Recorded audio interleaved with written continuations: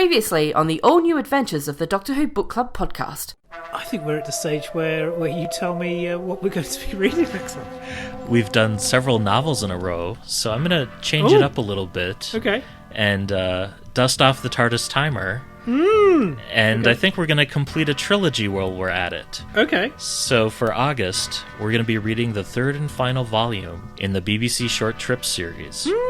Short Trips and Sidesteps. Oh, okay. It's cool. Edited by Stephen Cole and Jacqueline Rayner. Okay, something nice to sit outside in the sun and just read. And now our story continues.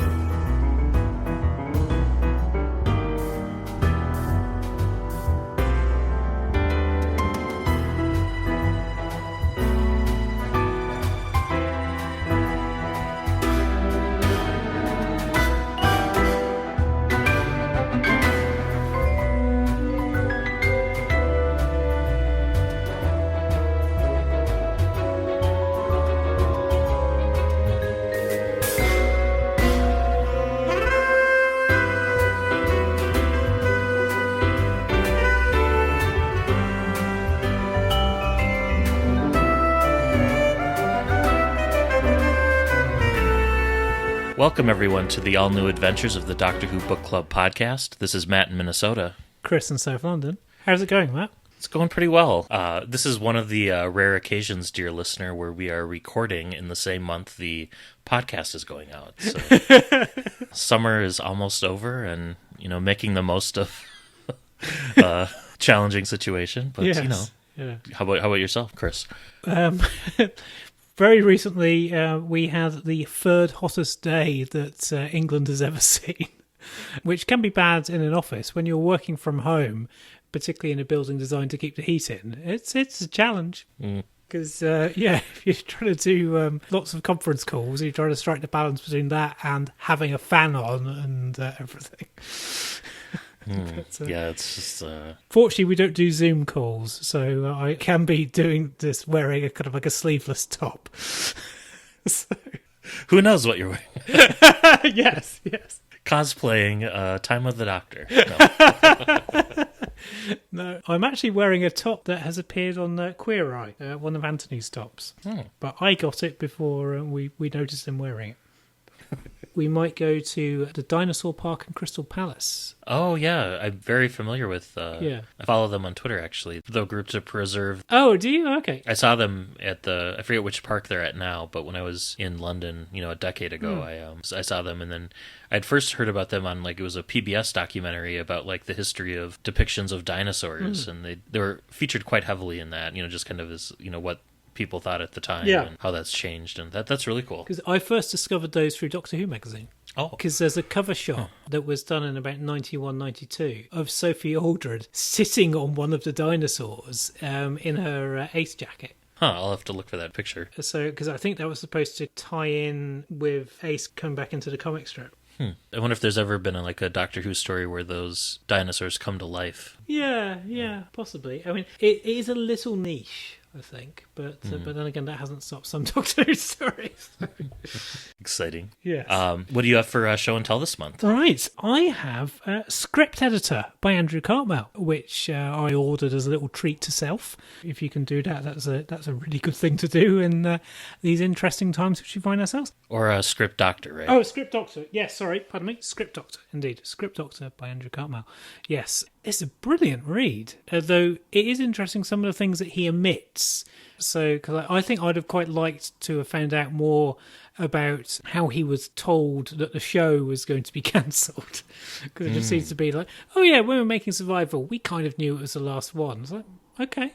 Do you want to tell us about that? Yeah, that would have been an interesting anecdote, maybe. Yes. to share what that was like. Yeah, I think something would have come up. But yeah, though he is also quite frank at times about some of the production issues and things like that. It is a very interesting read, and I got a signed copy, which so he wrote on it, "I'm glad you're happy."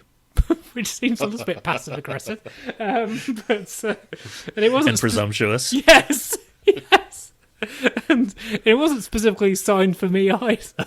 So I think he spent he's signed about possibly maybe hundreds of these books with "I'm glad you're happy" or other random messages just to amuse himself. But too funny. Yeah, I have that book sitting on my shelf, but I have to admit that I have not yet read it. So okay, yeah. But it sounds like it was a worthwhile read, and yeah, I think it's more enlightening than The Writer's Tale, or at least from what I've read of The Writer's Tale. I haven't read all of it. So some of it is coming from, he was keeping a diary, and so there are just some random little paragraphs that have nothing to do with the rest of what he's experiencing, but you suddenly go, oh, okay, and you get some insights into kind of like some of the, shall we say, different workplace attitudes to various things that were being shown in the 80s. And yeah, it is a very interesting read. And particularly, if you enjoyed the Sylvester McCoy era, he's got more freedom to say what he really thinks because farther removed from it. Yeah, he's not working in TV, and also most of the people involved have long since left television or this mortal coil. I'm looking forward to the days when the early RTD seasons get reissued on Blu-ray, like in a special deluxe tell-all edition, where they feel a little bit, the ability to be more candid in some interviews and stuff. I think. Yeah. Look forward to. Yeah. I do recommend that. Right, what have you got, Matt? So for my show and tell this month, I'm very excited to finally get my Doctor Who Series 14 Blu-ray later this week. So it was released in North America on August 4th. And even though I have a multi-region player and prefer the packaging of the UK sets, someone has to support the US releases. So I figure it may as well be me. And I'm probably most excited to watch The Mask of Mandragora in HD because of all the location footage shot at Portmeirion in Wales. And it being the debut of the secondary console room. Yeah. Glad that set's finally coming out stateside. I know it's already been reissued once in the UK. Even though it hasn't come out here at all yet. Whenever I try to buy any of the Blu-ray classic kind of season-long sets, they're always crazily expensive because it seems to be like, I don't know. I've never been able to kind of like get my hands on one, but anyway. Yeah, they seem to be, or at least the early ones over there too, were kind of a limited edition where they didn't print that many either. Yeah. But yeah, though you mentioning that difficult to pronounce Fourth Doctor story reminds me. Yeah, I think because our travel plans are going to be largely UK based this year due to the fact that quarantine can be imposed on a country at like 3 hours notice, as people have discovered. Yeah, I think this might be the year that we go up to Portmeirion potentially. So if we can find someone to look after the rabbit, because that's not a day trip. That would be really cool. Yeah. It's on my list of places to visit for sure, so one of these days. Yeah. I have been, but that was before I'd seen The Prisoner or Portmeirion's appearance in Doctor Who. But every now and again we were tempted to go up to the number 6 music festival. So that stopped before it was a thing for festivals to stop. So it announced that last year was going to be the final one. But yeah. Cool. So this month we're reading Short Trips and Sidesteps. Yep. This was the third and final of the Short Trips collection that the BBC published, which was kind of carrying on Virgin's Decalogue series. And this particular volume was published in March of 2000. It was edited by Stephen Cole and Jacqueline Rayner, some familiar names. And the tagline for it was, "How many lives has the Doctor had?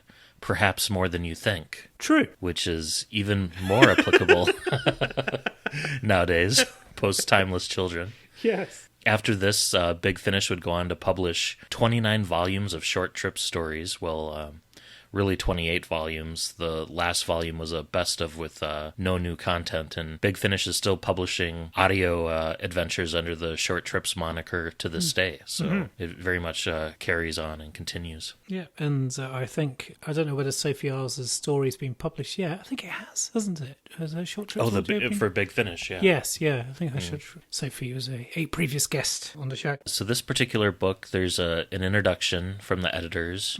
written in December of 1999 on the eve of the millennium, reminding all of us to have fun. And and then it's followed by 24 short stories, or 21 according to some counts, and it depends if you count there's quite a few multi-part stories in here, a 2-parter, a 3-parter, and a 4-parter. And I think we're going to just review those in the order they appear in the book. And I have to admit, I did jump around a little bit in reading the stories for this collection, because I tried to read the multi-part ones in one sitting, just to kind of get that through line. But okay, yeah, I didn't. Well, that'll be cool. That'll be slightly different perspectives there. Yeah. And we're going to dust off the TARDIS timer here. Yeah. And do we want to set it for 4 minutes or 3 minutes? Or Ooh, I don't know. We've got a lot to get through. Yeah, maybe 3? Yeah, I think 3. Try and talk fast. Yes. Okay, so we're going to go ahead and get started. I'll hit play on the timer here. And our first short story is called The Longest Story in the World by Paul Mars. Do you want to go ahead and kick us off? Yeah, sure. There's a young woman who's been ordered of pain of death to entertain the Caliph and his court with a story. So we are very much in Arabian Nights territory. So she tells a story of an old man and his adopted granddaughter who live in a world where fantasy is forbidden. Though the granddaughter tells stories of their future, claiming that he will invent a fabulous machine to take them away, and they'll travel through time and space, growing younger as the years pass by, and they'll fight evil and become heroes. And the old man doesn't believe her, fears that her stories will attract attention. And one day he returns to the home to find the guards waiting for him. The woman who's telling the story to the Caliph sort of finishes it on a cliffhanger and says that she'll resume the next night, so long as the storykeeper keeps the Caliph entertained. Her life will be spared. So, yeah, it's quite familiar from an Arabian Nights point of view. But it's quite nice, the glimpses that we're seeing of Gallifrey, even though it's through somebody else's, it's a retelling. And I like the parallel to, like you said, 1001 Arabian Nights, where, Doctor Who is kind of like that tale that can just keep going forever, based on the continuity in the format. And it's kind of a cool reference point to kind of tie the two narratives together, because they are both kind of open-ended like that. It's funny too, because the Paul Mars story that we had for more short trips, the Iris Wildtime Andy Warhol one, that had a nested narrative, like with a story within a story. This one was not as complex, thankfully, as that earlier one, which is a bit of a head scratcher. But I thought it was a kind of a fun way to kick off the collection. And It is. I'm glad it wasn't like a framing narrative, because I did wonder what it was going to be. But yeah, and also, and Paul writes beautifully, so time spent in his world, I've increasingly come to realise is time very well spent indeed. I like it too that it's a little bit ambivalent as to whether it's set on Earth or Gallifrey. You could kind of interpret it either way. Well, I interpret it as Gallifrey, but And there's the timer. Yeah. I mean, I guess it could be the movie Doctor, couldn't it? It's very open-ended, and not all the details, like them getting younger as they travel, sometimes apply, and sometimes doesn't. But well, David Campbell will still have a bit of a shock, won't he, at some point? Shall we jump to story number 2? Yes. So this one is called A Town Called Eternity, and this is a 2-part story. Go ahead and start the timer. And this is written by Lance Parkin and Mark Clapham. Mark's written 4 Doctor Who novels, including the 8th Doctor novel Hope, and then he co-wrote 3 novels with 3 different authors, including Lance Parkin. And of course, Lance Parkin we've reviewed before in Trading Futures and has written quite a bit. So this one starts off with the 5th Doctor and Perry arriving in the town of Eternity, California in the 1880s. I was getting kind of a Back to the Future 3 vibe in this one. Perry meets a young man named Josh who claims to be over 100 years old, and his youth was restored by an elixir which a salesman claimed came from this town. So kind of like a fountain of youth sort of thing. Josh takes Perry to meet his friends the Browns, who may or may not be her ancestors, And Perry's taken aback to find that Isaiah Brown, who's a somewhat liberal thinker in the area, has 6 wives.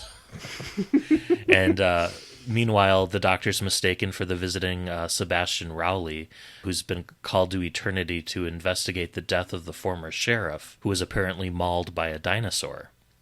The Doctor meets Sarah Brown, who took a cast of a fresh dinosaur footprint, but before he can investigate further, he's arrested by the new sheriff, who is the master in disguise. Kind of a post-Sarn burnt master with like a Anthony Ainley mask on. Yeah. And realizing that Sarah may be Perry's ancestor, the master shoots her dead right in the street and then hypnotizes the townsfolk into believing the Doctor did it.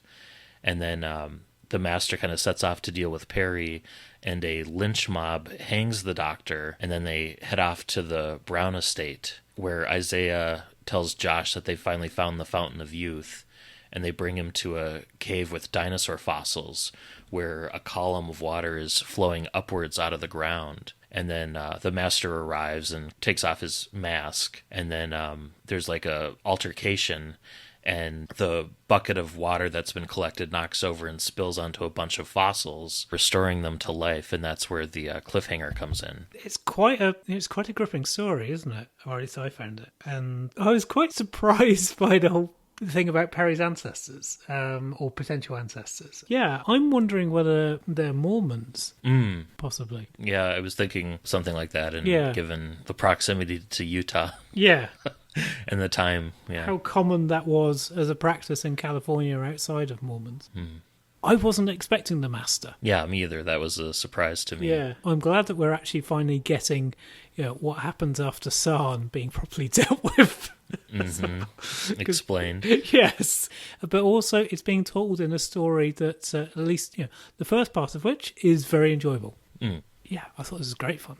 Right around this time, too, Big Finish was launching, so you get a lot more tie-in in this collection, particularly to Big Finish audio stories. So Perry remembers the Doctor taking her to Mars and to Gelsendor recently, which puts this after Red Dawn and The Ultimate Treasure, those early Big Finish ones, and really enjoy the Fifth Doctor and Perry as a team. So having, more adventures kind of shoehorned into that little window of slice of opportunity is fun. Yeah. And then, of course, we have the Fifth Doctor wearing a Stetson in this story, and I like to think that it's the same Stetson that was later worn by the 11th Doctor. Yeah, that'd be fun.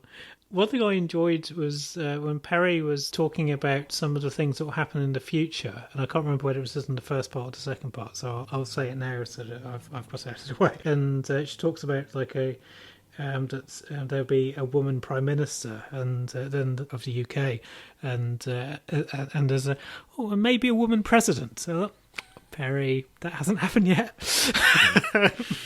Yeah, we might be about to get a woman vice president, but yes. Knock on wood. Yes.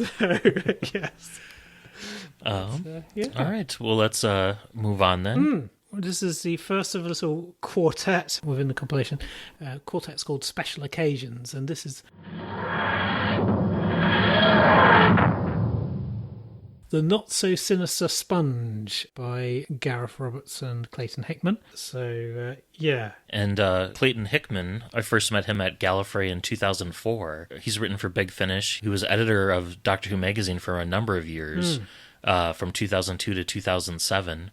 And he was a panel judge on Totally Doctor Who, if you remember that series. And this is a follow-up to an annual story called The Sinister Sponge, which came out adapted for audio in the fall of 2019. So if you want to hear that early annual, that's what The Sinister Sponge is a reference to. Okay, I had wondered. Okay, so this is a story featuring the Fourth Doctor, Second Reminder, and K9, and the TARDIS materialises on a planet made entirely out of confectionery. K9 is in a bit of a peevish mood, and as he's going off exploring, the Doctor and Romana check their pocket calendars and realise that today is K9's birthday. Romana just takes the TARDIS to the planet Barastabon to purchase a sponge cake from the Master Bakers, pausing to save the universe along the way. I have to say, I love the reference to Romana casually defeating a Cyberman Master Dalek team-up while she's off to get the cake. That was kind of funny. On her return, though, she discovers that the trip through the time vortex in the TARDIS and its arrival on the planet made entirely of candy has caused the cake to develop sentience. And so the Doctor, Romana and K9 therefore set the cake free to populate the planet with a new intelligent life form. Which is a weird thing, yes. Yeah, this was fun. I mean, it reminded me, like, the planet reminded me of, like, the Candyland planet or, you know, the Willy Wonka sort of planet. The Master Bakers, by the way, they're later referenced in several audios, including The Church and the Crown, The One Doctor, and Bang Bang a Boom. Right. I mean, I think my attitude was, it's fine. Because they were trying to celebrate the show's 15th birthday. Was that going to be, right, or am I misremembering that, during the Key to Time? And was that going to be the Doctor's birthday or K9's birthday that the show was going? Oh. Because they were wanting to have a cake being presented on screen. Huh. And Graham Williams decided that this was possibly going a little bit too far. I hadn't heard that. But oh, okay. Yeah. Interesting. Yeah. I want to say that was in the Stones of Blood.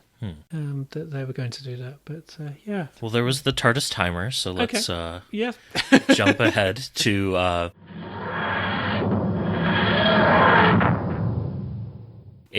three-part triptych called Nothing at the End of the Lane. And this is part one. It's called The Valiant Woman. And this is by Daniel O'Mahony of Falls the Shadows fame.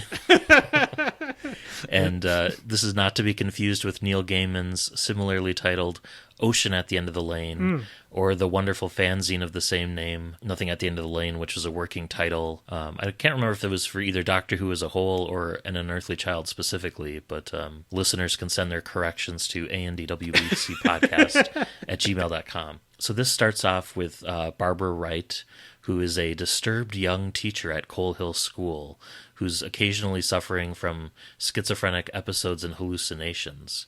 So it's kind of like an alternate or an askew take on the events of An Unearthly Child.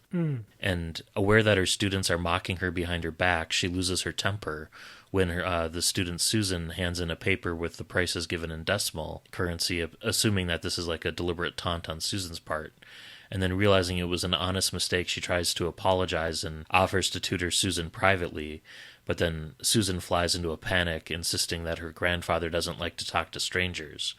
And then Barbara gets Susan's home address from the deputy headmaster, and she goes around in person by herself without Ian, but finds 76 Totters Lane to be an empty junkyard with a blue box in the center of it, and she touches the box and it vibrates. And that's kind of where part one ends. I did like there was like a reference to her dissertation was on the Aztec Empire, so kind of like a call forward to that. I don't know, this one felt kind of long to me, and I guess I'm not a super big fan of Daniel O'Mahony's writing style. It's a little overly descriptive, I think, but I don't know, what did you think about this one? I find it quite eerie. There is definitely this melancholic mood throughout. I thought that I was probably going to be enjoying this more than you. Yeah. I did like there's a scene where Barbara's on the bus and she's experiencing PTSD flashbacks.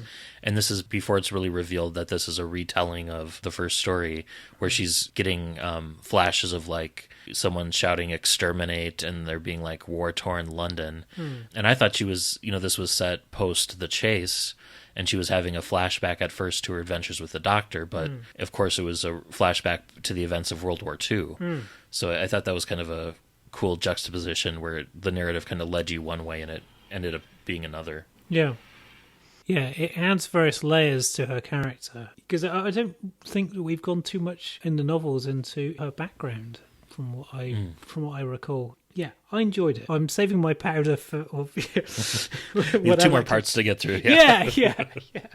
So next up we have Countdown to TV Action by Gary Russell. Yeah.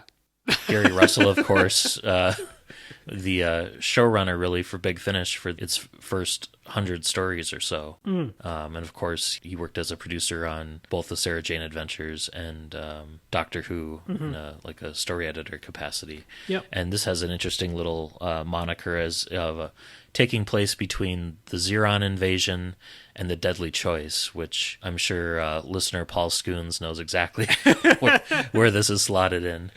So, yeah, I will just explain that this is featuring the version of the Third Doctor that we see in comics from the 70s, so both in Countdown and TV action. I said the Third Doctor. It actually features a character called Doctor Who. And his roadster, Betsy. Betsy, yes. Yes. Yeah, shall I begin? So Doctor Who is sent to the Devon village of Haylock-on-Sea to investigate the disappearance of a film crew at an archaeological dig. And the population of the town has been replaced by hypnotised actors, and the dig seems deserted, apart from frightened young Timmy Drake. And Timmy's father, who's a TV star, was visiting the dig when it was opened, and a strange moss had begun to grow on the equipment. So the trees are kind of like moving by themselves, and the archaeologists and film crew all walked into the dig, and only the TV scientist Jeremiah Scratch came out, and he was holding a globe filled with sentient moss. Doctor Who and Timmy return to town, but they're captured by Scratch, whose new alien ally, a Klepton parasite, has promised to use his power to destroy all television and force people to return to books and museums for their entertainment. But when Scratch sees the zombified townspeople, he realises that he's been tricked, and that the parasite, in fact, intends to use television to hypnotise the population of Earth and allow its people to invade. And seeing the error of his ways, he destroys the alien hypnotism ray and frees the villagers, who accompany Doctor Who and Timmy to the dig and use defoliant spray to destroy the parasite and its walking trees. And there's some references in here to like the Doctor Who sort of says, oh, if you get rid of television, people will be having to listen to things on audio.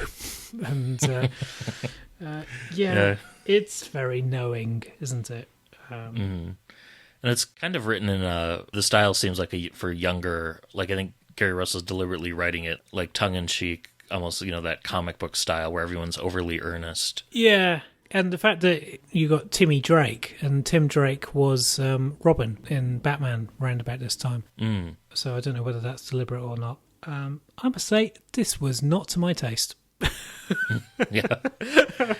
For me, it was. I was surprised how similar it was to The Idiot's Lantern, where you had the villain trying to destroy Alexandra Palace, Ali Pali, and then take over with TV waves. That was almost directly the same to that later story. And then there was a Professor Zaroff reference to, nothing in the world can stop me now. Yeah. Yeah, not my favorite either. And you get a reversing the polarity of the neutron flow.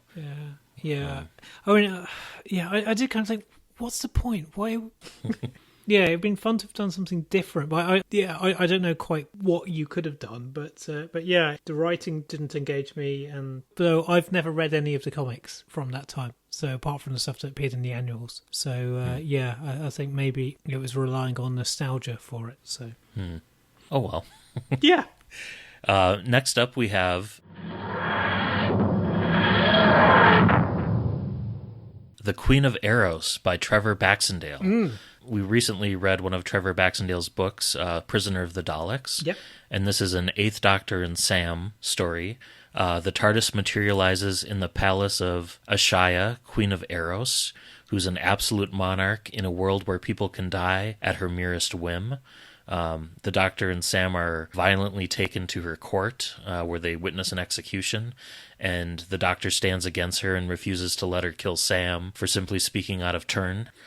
And the Queen, at first amused, and then she's intrigued and pleasantly disturbed to find someone who's not frightened of her, agrees to let Sam live as long as the Doctor obeys the Queen's commands. Realizing that she's finally found an equal at last on this planet, and she's had a rule that none of the followers throughout her entire empire can bear children until she consummates a royal marriage, and she's chosen him as her mate. How does that work? Yeah. I don't know. there's also like a secret breeding program going on, and all sorts of stuff. And so the Doctor and the Queen spend a lot of time together, and Sam is kept as like a hostage. And then you have a royal advisor who's trying to kill the Doctor and challenges him to mortal combat. And then he's about to lose, and it's like a whip battle. And then the Queen intervenes and kills her trusted advisor, saving the Doctor's life. And the Doctor agrees to marry her, freeing the subjects to be able to bear children once again. And then the Queen returns the Doctor's TARDIS. And you can tell that he's rubbed off on her in terms of being able to shape her morals, and she's going to try and work to change the planet's ways. And Sam and the Doctor depart, and Sam seems kind of like the younger version of Sam, so pre-Longest Day. There's a scene of Sam in a metal bikini. There's riding on reptilian horses. There's a reference to the Doctor's spare key in the cubbyhole. At first you weren't sure like which Doctor this was, and I thought it would have been hilarious, as she's like describing the Doctor's like brown hair and how curly it is. At first I was like, well, what if this was the fourth Doctor and how different that would be. But I don't know, I really liked this one by the end. I wasn't super enamored with the setup, but it did grow on me throughout. What did you think? I hated this. I really did. Oh, dude, I just found this a slog. Yeah, it wasn't quite the longest story in the world, but it felt like it. I just, because the Doctor's going to leave, and I didn't believe in any of these people. I just, Oh yeah, it felt very much like almost like a Flash Gordon serial, and I was, especially the Queen reminded me of in Star Trek Voyager, the character that Captain Janeway played on the holodeck in like the black and white episodes. Oh yes, yeah. But that sort of feel to it. But interesting. Which I wouldn't mind, but for me, it just failed to grab me, and felt quite dated in some respects. But Yeah. All right. Right, so we have The Android Maker of Calderon 4 by Mish Doherty. And I've seen some speculation that Mish Doherty is not a real person. I've actually seen some speculation that Trevor Baxendale is a pseudonym. But Mish appears to have been a Hibernian actor, according to his Twitter profile. So it appears to be a genuine person, though this seems to be the only Doctor Who fiction that Mish has done. So there's a bitter old man on Calderon 4, and his dreams of a dictatorship have been thwarted by the third Doctor. So he spent the past 5 years painstakingly building a perfect android double of the Doctor. And satisfied at last, he uses a recall device to summon the Doctor back to his planet, intending to have his android kill the Doctor, replace him, and then assassinate the members of the the rulers of the planet. But all of his hopes are dashed when the TARDIS materializes in the village market, and out steps the fourth Doctor. I love this.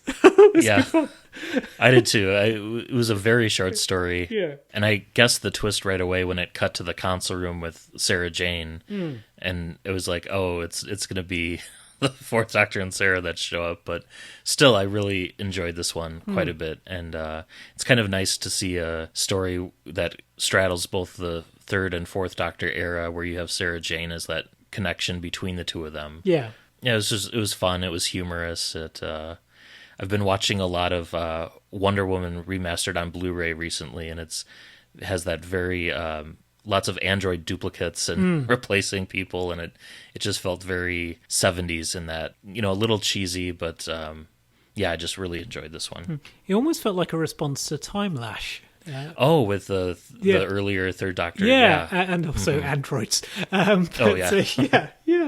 This is good fun. It made me a little bit sad that Mish hasn't done anything else. This was nice, and it was what I needed, having slogged my way through the last two stories. Through the last one, yeah. Yes, yeah. A nice palate cleanser. It was. It was like okay, this isn't going to be completely terrible. Right. Next up, we have Revenants by Peter Angelides. It's interesting that it opens with a Bible quote from Ecclesiastes. And this one has the Doctor and his companion Gwyn arriving at the Schrödinger Institute, which is a space station in deep space, to investigate a temporal anomaly. Should we say which Doctor this is? Yes, so this is a future Doctor. So this is the Doctor that we've encountered a couple of times in other stories. This is the Doctor with the curly red hair who wears an old Afghan coat and wears socks with sandals. And there's Merlin in Battlefield. Mm-hmm. Oh, yeah, most importantly, yeah. And Gwyn, his companion, is an older academic. She's a professor who's worked in museums for 25 plus years, so kind of an early Evelyn almost. And so, yeah, they're exploring the space station, and the temporal scientist there is conducting an experiment in perpetual motion. But when the Doctor and Gwyn try to speak with him, they find out that they're invisible and intangible, and they can't interact with any of the objects in the room until someone else has already done so. There's like scenes where they're trying to like lift papers off a desk, and the papers are like completely melded to the table like they're made of iron. And then they're stuck in this time loop where the same sequence of events keeps playing out over and over. And it's a temporal echo, a result of the scientist's experiment who's failed. And the real scientist is out there living the rest of his life somewhere else, but this echo was left behind in the space station. So it's an interesting sort of perspective thing where the Doctor and Gwyn are studying the scientist's research notes. You're getting snippets of conversations because they can't really go from room to room unless someone else like opens the doors, in the loop. And they piece together that there's this other company that's thinking that the experiment will put them out of business, this like galactic electricity company.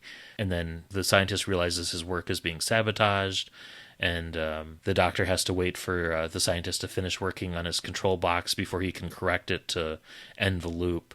And with only seconds to go, the Doctor manages to rewire it and break the echo.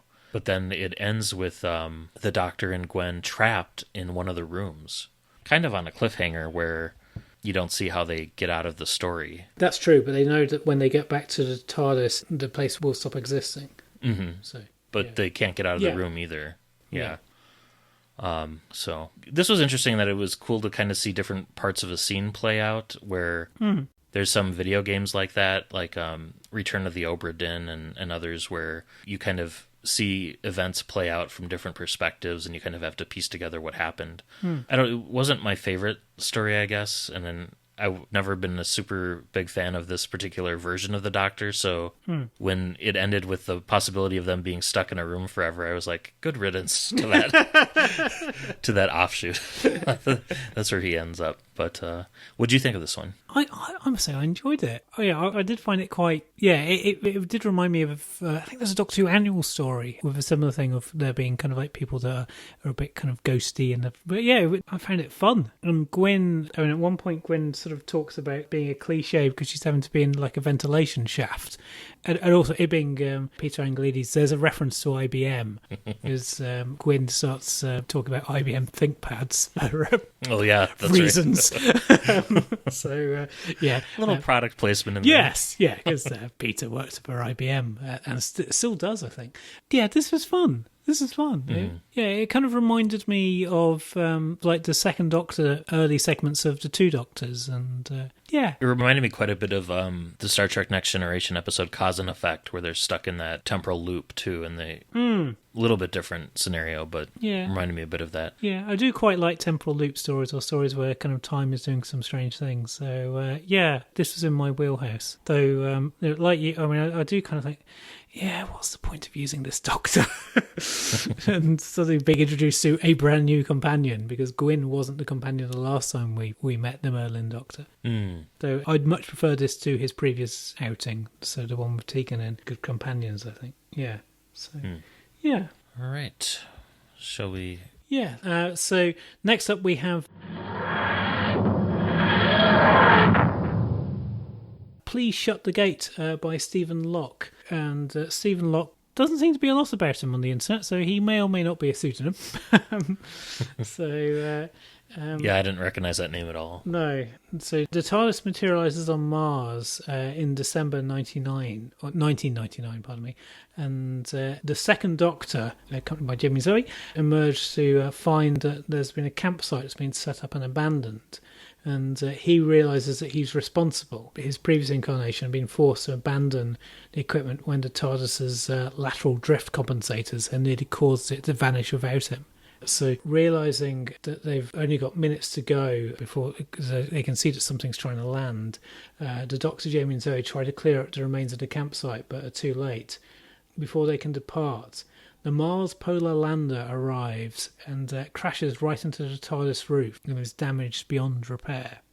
So I think this is a story that younger listeners may require some sort of context. In real life, round about that time, the Mars polar lander, with much fanfare, was launched and then just died on arrival. Yeah, because like the late 90s really was the time of like Mars stuff. Because I remember the very first time I used the internet was to look at pictures of Mars and like how amazing it was seeing it. It does feel very of its time. I'd have thought this story. Yeah, I enjoyed this one. There were a couple of times where it reminded me of Empress of Mars, where you have that anachronistic, camping on Mars sort of thing. Interesting that it ties into the first Doctor leaving, because the TARDIS transplanted them from one South Pole to another. So from here, the first Doctor goes right into his adventures of World Enough in Time and the 10th Planet. And one other kind of fun thing is, you mentioned like losing the Mars polar lander. This puts this story in the pure historical realm, because the only sci-fi elements are the Doctor and their crew. Yeah, and it explains the mystery. So and it does it more convincingly than it was one of the trailers for, I think it was the first Transformers movie. Features Transformers destroying one of the Mars landers. I think it was the British one that failed round about Christmas time in like 2005. Right. All right. So next up, we have a story called Turnabout is Fair Play by Graham Burke. And this features the Sixth Doctor and Perry. Graham Burke, you may recall, has been on this podcast before, and he co-hosts the Reality Bomb podcast. And he's written several works, including Who is the Doctor 2. And this story begins with Perry waking up after a sudden explosion in the TARDIS console room to find that she's now inhabiting the Doctor's body. And this is where our dramatic reading for the month comes in. And we have a very special guest. In a book club first, I think, we have the author reading from their own work. So take it away, Graham. Turnabout is Fair Play by Graham Burke, read by the author. The story so far: Perry has woken up, only she's discovered she's in the Doctor's body. "Welcome to the land of the living, Doctor," I heard someone say. "I've been expecting you." Oh no, I recognize that tone of voice. It was a tone of voice used by A1 nutbar megalomaniacs the galaxy over. I was about to say all this was a big mistake when I turned to face the A1 nutbar, or look down at him, in fact. He was about 3 feet tall, and he was dressed in the usual combination of leather and a dentist shirt. If that wasn't bad enough, he had a pathetic excuse for a beard, too. He sat on a large, fancy-looking throne made of gold and encrusted in sapphire and rubies. His legs barely dangled off the red velvet cushion in the throne's seat. "Who the hell are you?" I asked. "I'm surprised you haven't heard of me, Doctor." "Yeah, like I care." "You may call me the Java Man." "Big deal. What kind of name is that?" "I was responsible for the insurrection of Weirmere Colony A.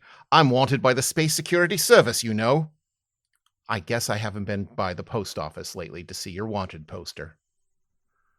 "The Guardian of the Solar System personally signed my death warrant," he sighed wistfully.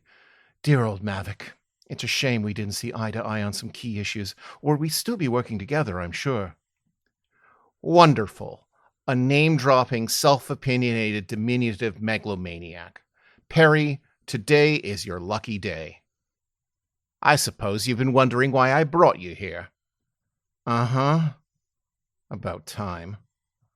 No doubt you recognize the design of the Dorganator. He pointed a stubby finger upward. There was an elaborate structure above him that looked like a spider web made of crystal. The crystalline threads hung from stalactites above him and were spread out along the entire surface of the cave ceiling and gathered together just above the top of the throne. I haven't got a clue, but I'm sure you'll tell me. I'm surprised, he smiled. It's a massive theta wave emitter. You are, of course, familiar with theta wave emissions. No. You must be trying to flatter me by feigning interest. No. The Java man's eyes narrowed. They're emissions on the high end of the Muse spectrum, capable of synthesizing and transmitting thought patterns. The Dorganator is named in honor of Professor Dorgan's advances in the field of refraction and transmission of theta waves. He paused. I used to get Christmas cards from Dorgan, you know. This was worse than a conversation with the doctor. Let me guess, you can transmit your thoughts through it, right? Ah, yes, of course. You saw how I projected my thoughts into the minds of the native Volnexians. They have only been a proving ground for the capabilities of the Dorganator. Once it is at full power, I intend to use it as the most effective invasion weapon ever conceived. You know, I'm sure that's really interesting. But I'm actually looking for someone I don't suppose you've seen, which brings me to why I've brought you here. Oh boy. Using the Dorganator, I was able to find you through the telepathic circuits of your TARDIS and bring you here. I've followed your exploits through all your forms for many years, Doctor. Has no one in the future heard of the medical advances surrounding the use of Thorazine? I hate to break it to you, I said delicately, but I'm not the doctor. The Java man was not impressed. Oh, come now. Don't offend my vast intelligence. There are only 2 people in the known universe who dress that tastelessly. I clearly had to try harder. Look, that giant Christmas tree ornament of yours must have somehow fiddled with the TARDIS's telepathic circuits. I've got the doctor's body, but I'm actually his companion, Perry. Somehow our minds switched. The ugly little troll just clicked his tongue. Oh, please, he chided. Credit me with an intellect on a par with your own and spare me the I'm not the doctor gambit. Corporal electroscopy is a scientific implausibility, and my considerable imagination as a scientist is one of the reasons why I won the Dastari Prize for 2 consecutive years. The Java man shifted on his throne and summoned one of the Volnexians standing behind me. We can do this the hard way or the easy way, Doctor. I want the secrets of time travel. You can either give them to me voluntarily, or when I power up the Dorganator to full intensity, I'll take them from you, thought by painful thought. Like this. He closed his eyes, and the crystal lattice above him began to glow. Energy crackled from thread to thread of the web, and then there was an unholy noise. And the poor Volnexian native who had come forward doubled over, clutching his head in pain. Stop! I screamed. The Volnexian was wailing and tears were streaming down his face. His limbs were flailing spasmodically. I tried to run over to him, but the other Volnexians grabbed my arms. I screamed some more, Stop! Stop! Stop! Stop! The noise stopped. The Volnexian was lying on the cave floor, crying and holding himself in a fetal ball. The Java man raised an eyebrow. The Volnexians are such a small labor force, I can't afford to kill him, but you get the general idea. You sick bastard, I spat. The Java man shook his head. I was under the impression you never used obscenities, Doctor. He reached beside him and pulled out what looked like a stun gun. He squinted his beady little eyes. Believe me, Doctor, not even your considerable mental resources will be able to withstand the theta emissions at full intensity. You can have a little while to decide what you want to do while I power up the Dorganator. Now move. They left me to sit in my cell for quite some time. The Dorganator clearly took a while to power up, which gave me some time to try and sort out the pros and cons of my situation. Cons. I was stuck in a cell in the doctor's body. The doctor was possibly in my body, but was nowhere to be found.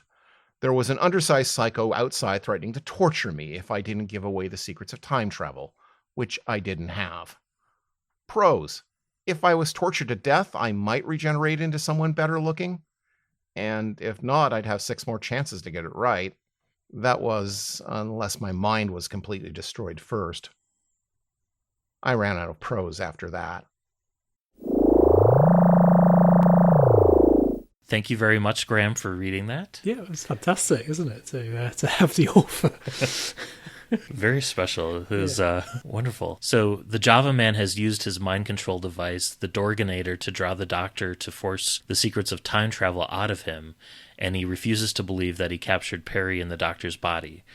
Peri tries bluffing with as much technobabble as she can invent, but the Java Man realizes she's talking nonsense and powers up his Dorganator. She finds a firecracker in the Doctor's pocket and throws it at the machine, which explodes, and there's like delicate crystal lattice structure, and it starts collapsing, and it frees the species and the Volnexians, and apparently kills the Java Man.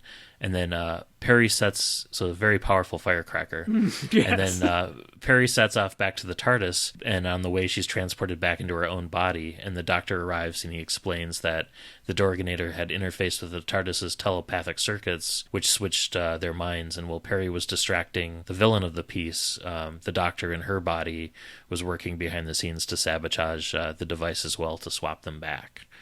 So, there were a few references to space security forces in this, and Mavic Chen. Yep. I love that Peri's ideal day in the TARDIS includes watching next season's episodes of Magnum P.I. So that was a fun little touch. I don't know, I thought this one really still held up, and I have the strange urge to watch New Earth again now. Yeah, I really did enjoy this one. It was light, it was breezy, it was witty, but also it did feel like something that would happen to the Sixth Doctor and Peri, given how often Peri seems to have weird things happen to her body, or even a mind swap, as happens in Mind in Mind Warp. So you get more of a sense of Peri as a character, and I think the treatment of Peri in this story, not that I dislike the treatment of her in A Town Called Eternity, but she feels even more like a real person.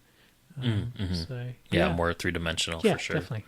For me, certainly thus far where we've got to, this is probably the highlight of the compilation. Yeah. And thanks again, Graham, for reading that, because that was just fantastic. Yeah, and I'm glad I enjoyed it as well. Because I would hate to sort of say, oh, thank you for doing the reading. Because when we'd invited him, we hadn't read it. It turned out very nicely, though. Yes. Thank you, Graham, for writing a very good story. And it's a shame that, as far as I'm aware, he hasn't done any more Doctor Who fiction. Yeah, not that I can think of. I wonder if he's published in any of the Big Finish short trips or anything like that. But this is the only one that I'm aware of. Maybe he's one of the pseudonyms. Anything is possible. Yes, we have a pseudonym coming up, I assume. Yes, our next story.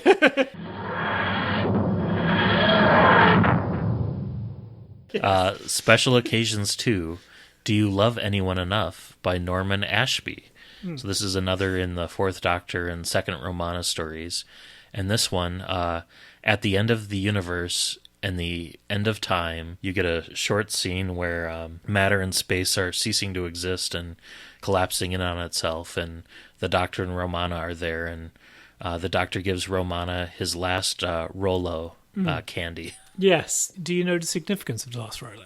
Right. Well, I'll explain it. So there was an ad campaign that went on for many years in the UK where Rolos are these tubes of sweets and sort of with caramel inside, and the idea is that if you truly, truly love somebody, you'd let them have the last one because they're so tasty. It would only be someone really special that you'd let have the last Rolo. Which also meant that if you were running a tuck shop, as I was, at a boys' school, you didn't buy Rolos. And the special occasion this time is Valentine's Day. Yes. And it's later revealed that these 4 stories all take place within the same day, so it's like a repeated, different special occasion. They're kind of going through the holidays sort of thing. And the Doctor being at the end of the universe, I wonder if he saw the 12th Doctor and me there as well. Well, I'm also thinking that it's very much a nod to Douglas Adams as well. The restaurant at the end of the universe. But yes. And so we assumed this is a pseudonym rather than, because the original Norman Ashby was for the Dominators. Oh, yeah. So when I can't remember their names now, but the people that wrote The Abominable Snowman And Web of Fear had an enormous row with the BBC about the use of the quarks and stuff, because both the BBC and them were convinced that the quarks were going to be the next big thing. Like the Chumleys before them. Yes, yes. Alas, no. Right. So next up, we have part 2 of the Nothing at the End of the Lane trilogy by Daniel O'Mahony. The second part. I can't remember what this is called, the second part. It's called part 2, The Watchers on the Walls. So, unsure how much of this Barbara has imagined, and plagued by recurring visions of monsters and a London in flames, Barbara is continuing to suffer from her attacks or episodes, and she experiences this kind of like foul taste in her mouth. And the deputy headmaster, Kint, warns her that the Board of Governors is not comfortable with her appointment, and warns her to start being more friendly and open. So she therefore invites her friend and fellow teacher Ian Chesterton to dinner, and as she relaxes, she tells him of her dreams and fears, particularly her fear of the new bombs being developed, which kill people but leave buildings standing, and also her feelings that sometimes she's on a different world. And that night she dreams that her television is talking to her, showing her swirling howl-around patterns, and also talking of adventures in time and space. So the next day she decides to tell Ian about her trouble with Susan, and he agrees to go to the junkyard with her. And they wait for Susan to enter, but when they follow her in, she appears to have vanished. Barbara thinks that she hears movement in a padlocked strongbox, but before she can investigate, a hostile old man appears and tries to drive them away. His words are confusing and cryptic, and Barbara, who's starting to feel terribly ill, believes that she's possibly imagined the whole thing. But Ian insists upon fetching a policeman. But when he's getting ready to go and do that, the old man strikes him down with a picture frame and nearly beats him to death. Barbara momentarily loses consciousness when the old man attacks her as well, and experiences another episode, the strangest yet, in which she appears to be travelling through time and space with Ian, Susan, and Susan's grandfather, who's known as the Doctor. So not the same as An Unearthly Child. 'Cause this is where I realized, like, oh, this isn't like an extended version with deleted scenes. This is something else entirely. Yes, this is a parallel telling or something. Yes, yeah. I was still enraptured by this, but I like that the meal that Ian and Barbara share is a curry. I thought that was kind of cute. Yeah, but very violent in this one too. We also get an insight into their politics as well. As Barbara's a Tory and Ian's a Liberal. They're like, yeah, okay, yeah, possibly, yeah. So it's interesting. Yeah. Shall we move on to the next one? Yeah, let's resume. So next we have The House on Old Dark Moor by Justin Richards. Justin Richards, we've read Grave Matter by him, and he's a frequent contributor to The Range and sometimes editor.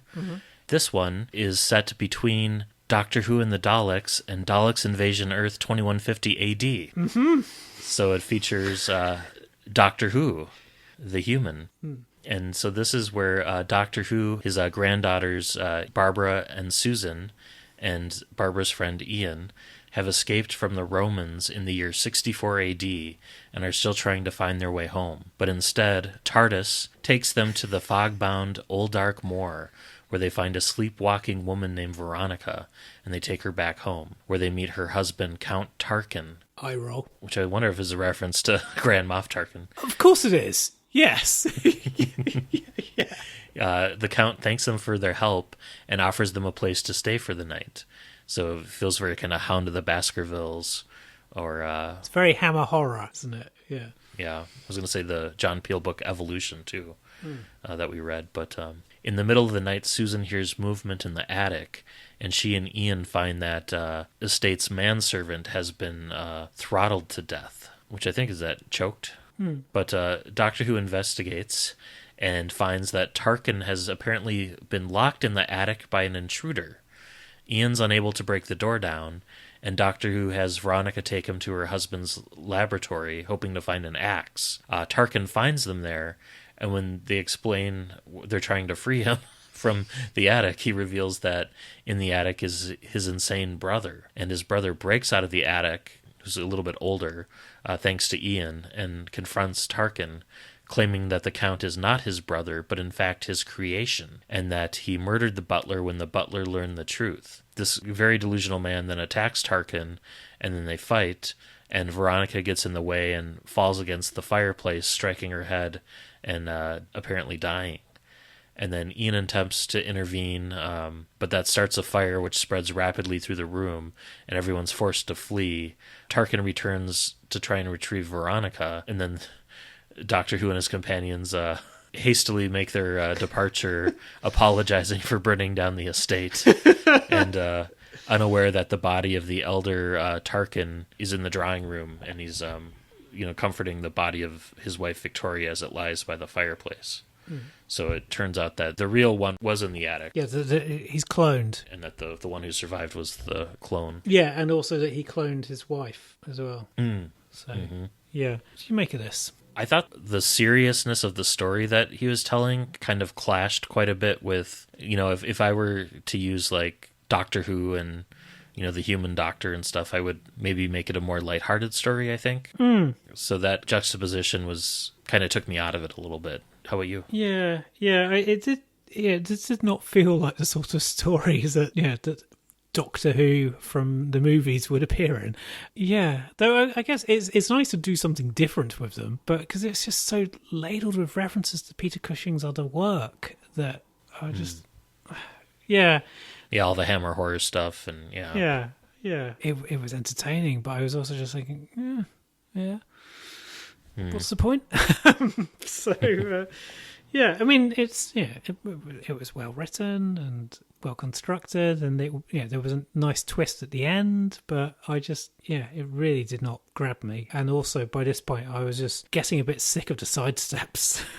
Interesting. I was enjoying the sidesteps more, I think, than the regular stories. But yeah, this one, kind of bugged me, just the tone, I guess, and how clashing that was. Yeah. I almost wish Justin Richards would have done like an adaptation of The Chase, which was supposed to be the third Peter Cushing film before it was canceled, but maybe they didn't or weren't able to use the Daleks, because it was back in those days where like the only person who could touch the Daleks apparently was John Peel. Yeah. But, well, or do the Web Planet, or do the Space Museum, or do some kind of do a different take on Yeah, but then I guess we would criticise it and say, "Oh, it's just a rewriting of the Space Museum." So yeah, true. But when you're on a hiding to nothing, I just Anyway, odd. Okay, right. Should we move on to the next one? Yeah, let's. So this one is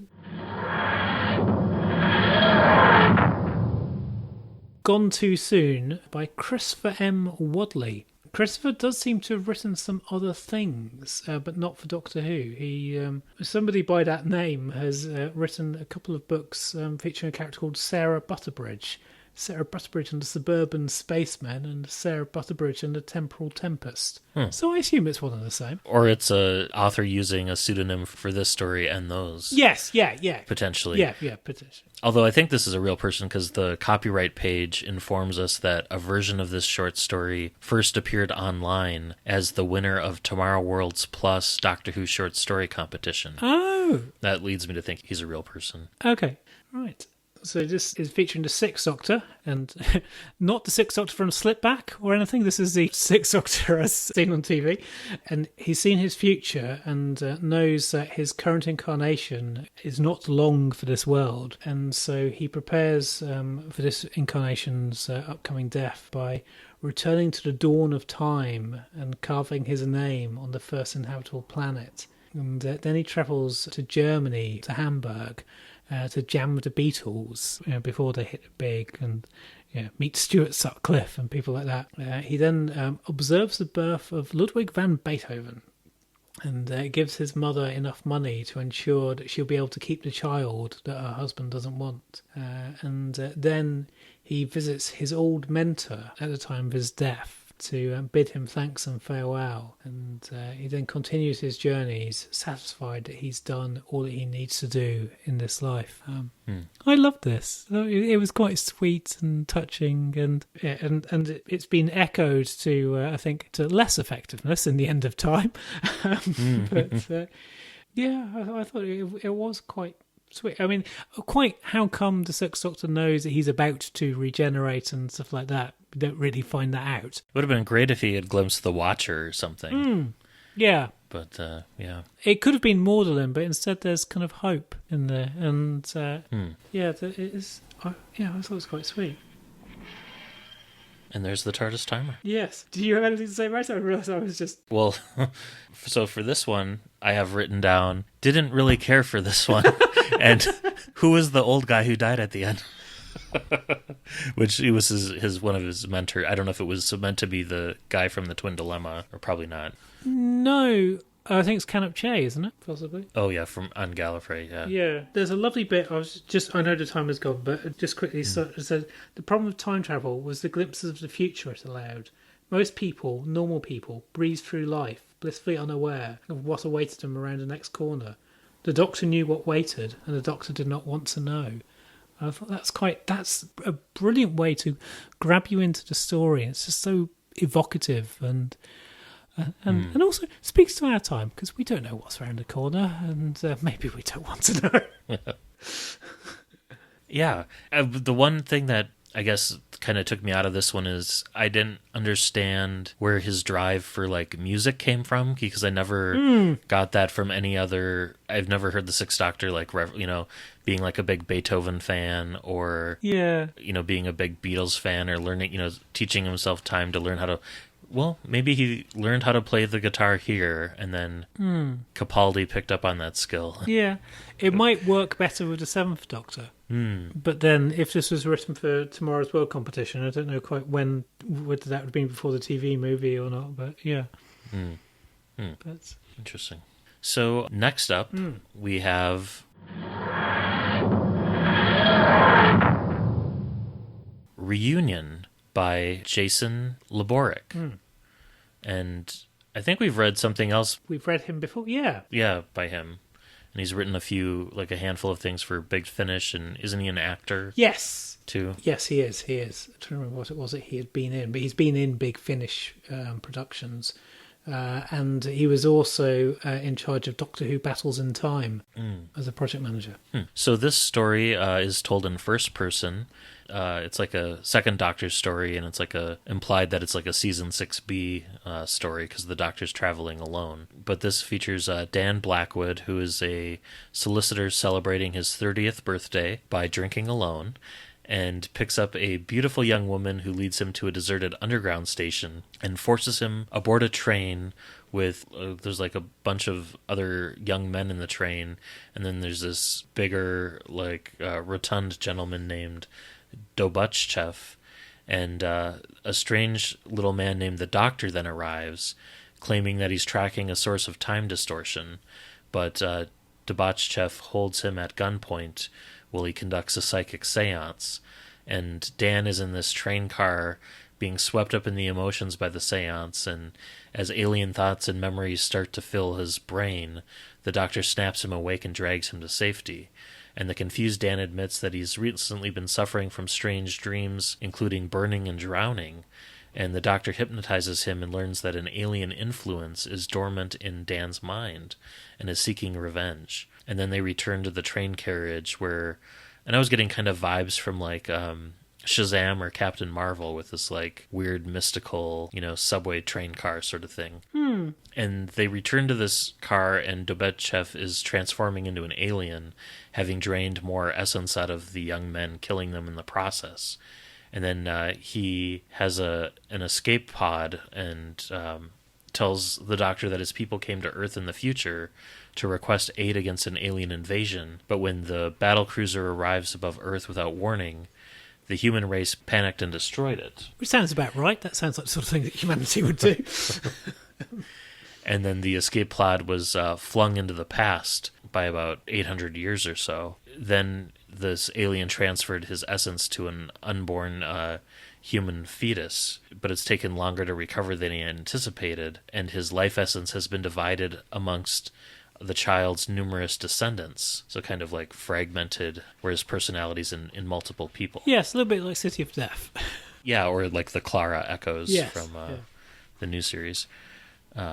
So Dubovchev, after he's revealed his alien essence, he decides to set his pod to self-destruct, which will destroy London in a fit of revenge. But to do so, he has to drain the life essence out of Dan, the guy who's been telling the story, and the Doctor supports Dan, giving him the strength he needs to resist like the mental onslaught.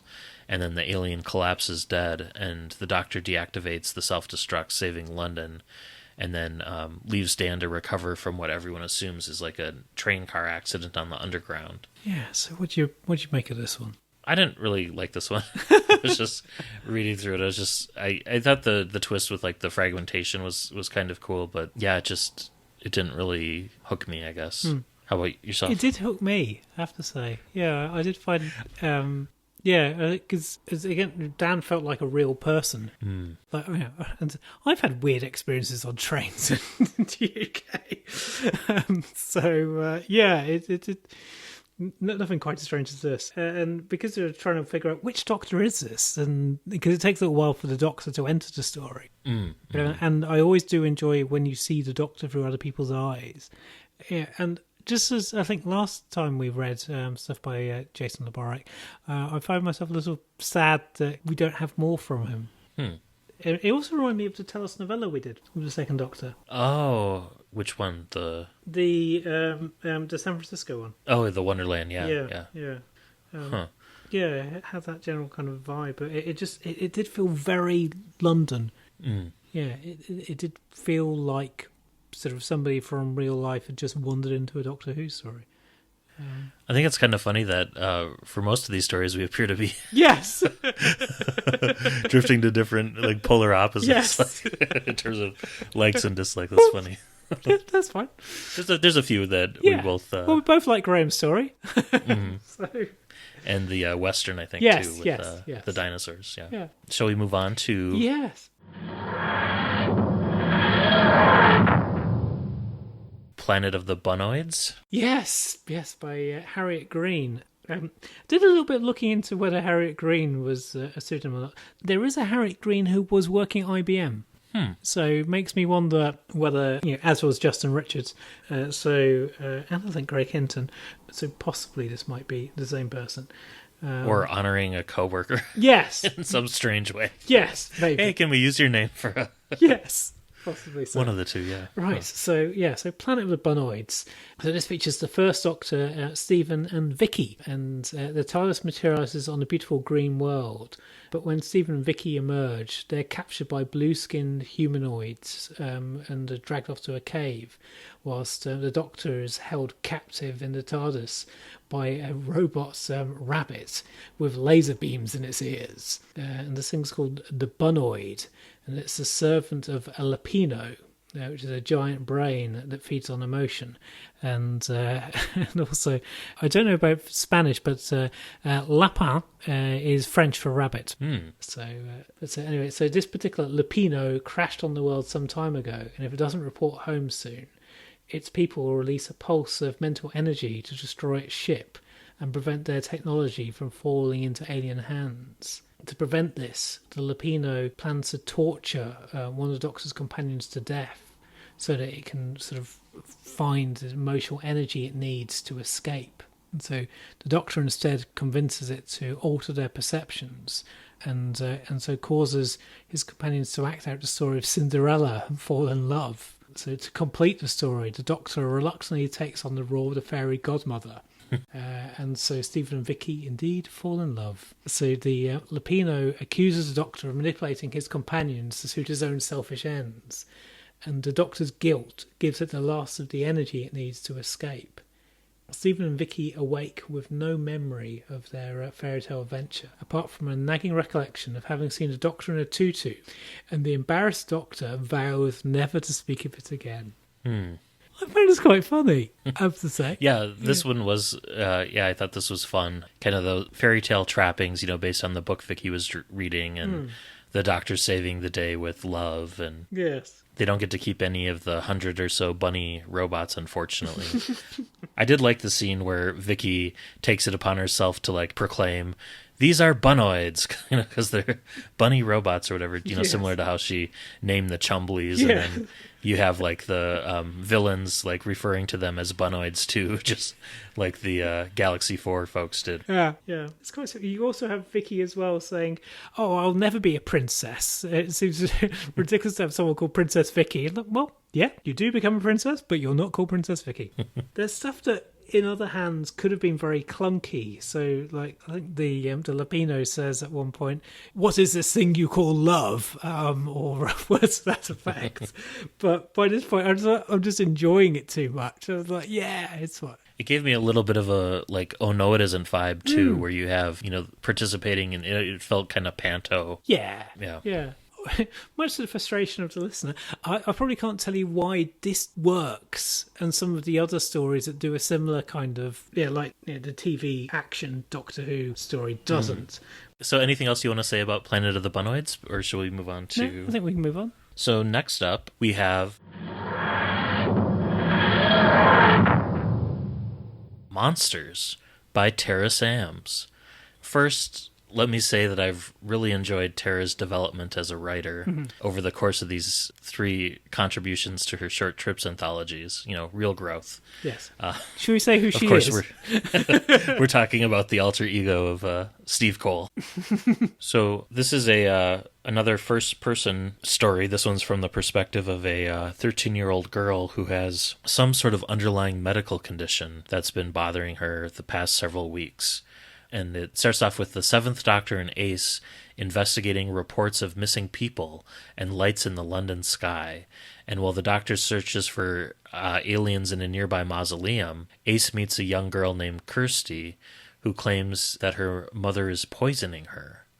In a newsagent near the center of the disturbances, Ace and Kirsty see a poster advertising a meeting of Friends of the Sky, which is like a UFOologist sort of group. But when they attend the event, Ace concludes that the group's leader is a sad, lonely man whose dreams of aliens coming to take them to a better life have no basis in reality, unlike Ace's experiences with aliens. Kirsty, desperate to escape from her mother, is furious with Ace for challenging Chester, who heads up the UFO group. And Ace kind of accuses him of hitting on the younger women in the group, including Kirsty. And then Kirsty flees back to the newsagents, but the newsagent attacks Ace when she arrives and locks them both up in his cellar.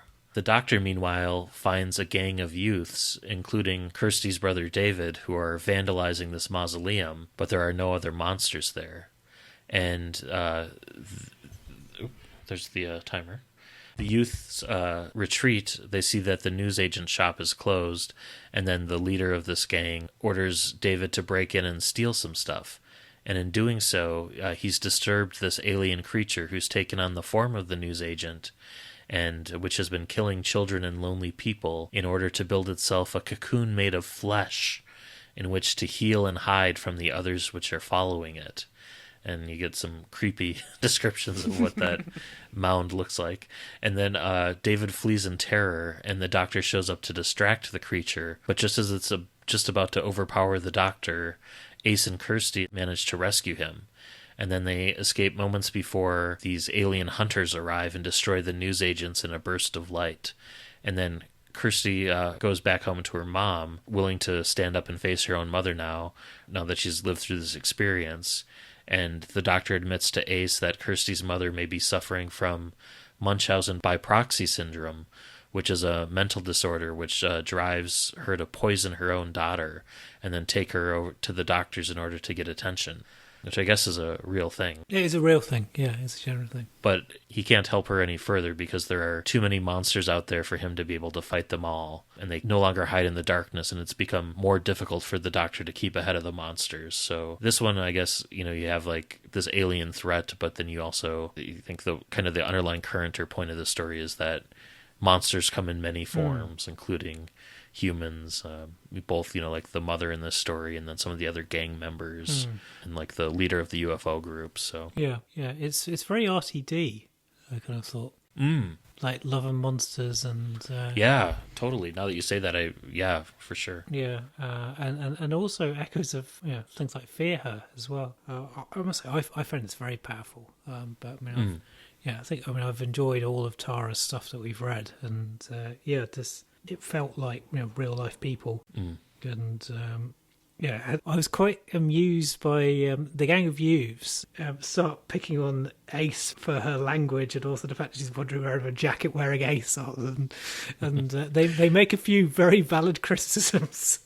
And yeah, it was mentioned too that this is set in Ace's near future, so it's set contemporaneously in the year 2000. So they're noting that Ace's attire and stuff is like 10 years out of date. Yes. Yeah, I just thought this was very much up my street. Yeah, it was very powerful, and yeah, I like this one. Yeah. All right. Right, let's move on to the next one, which I think will be somewhat shorter. So it's the third one of the Special Occasions quartet. And Better Take Care by Steve Burford, who may or may not be a pseudonym. There is another Steve Burford that is publishing work and apparently uses, that's his real name, but he uses other pseudonyms. So this might be one and the same. Though that Steve Burford specialises in crime novels of an LGBTQ slant. Yeah, so Better Take Care. The Fourth Doctor and the second Romana, and they sneak into a house at Christmas, and the Doctor is kind of dressed as Santa and leaving presents around, and Romana's kind of a bit confused why. And then we're told that they're at the Brigadier's house. Kind of a short and sweet story, and it's the first time we get confirmation that it is the second Romana. So the first two Special Occasion stories, we didn't really get a sense as to which Romana it was until... Really? Yeah. Okay. Yeah, it wasn't until this one we finally get a reference to Paris and City of Death, so we were able to place them. But it just felt like the second Romana to me. I think just because they were so flirty and... Yeah, that definitely came through in the earlier ones, but in terms of like... Yeah, definitely. Yeah, confirmation exactly where in the placing. Yep. That was a fun little entry. Very short. And... Yeah. It's not the shortest story. No, that one's coming up. Yeah, I don't really have much else to say about that one. Kind of another episode in that slice of quartet, like you mentioned. So this next one...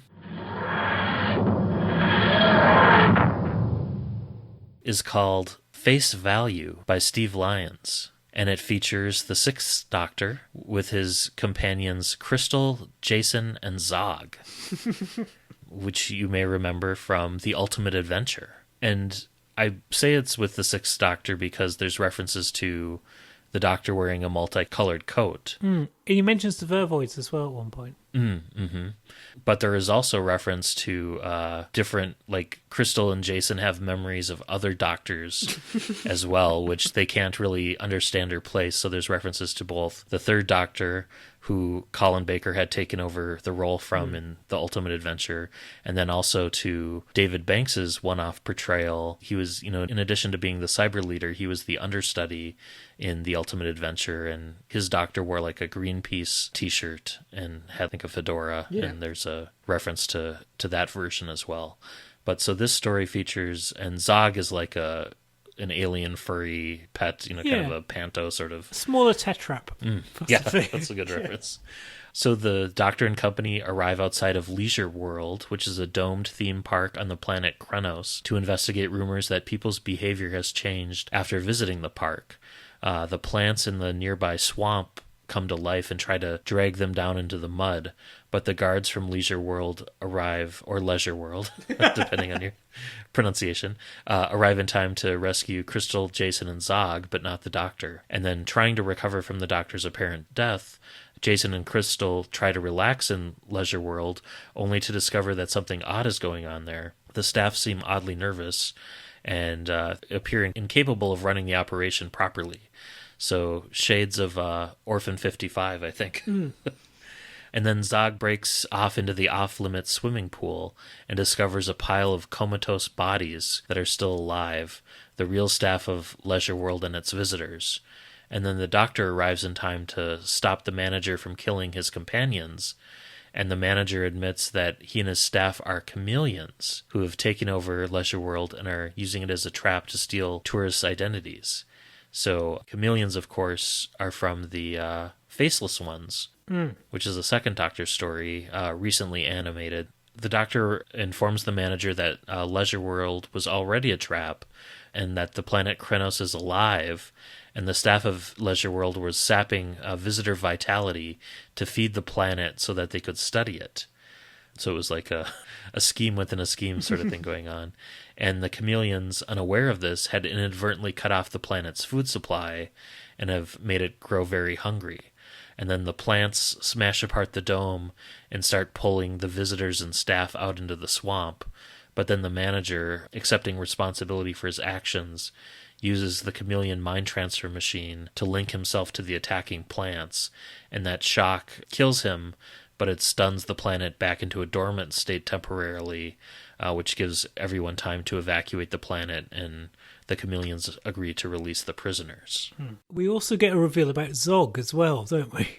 Oh yeah, at the very end. Yes. Speaking of schemes within schemes, Zog reveals he's playing the long game and he's going to turn on the Doctor someday.